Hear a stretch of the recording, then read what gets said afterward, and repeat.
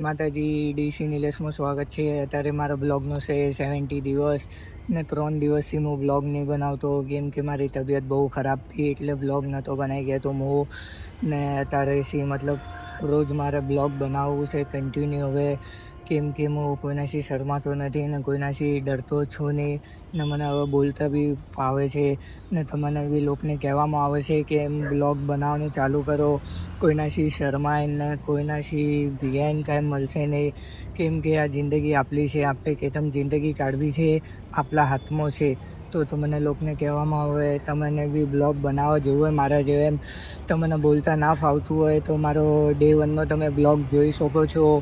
તો મારો day 1નો blog જોઈને તમે બનાવી શકો છો. મતલબ થોડું ઘણું મતલબ તમને બી ફાવશે, કેમ કે હું કેતમ બ્લોગ બનાવતો હતો, કેતમ બ્લોગ બનાવતે 17 દિવસ જતા રહ્યા.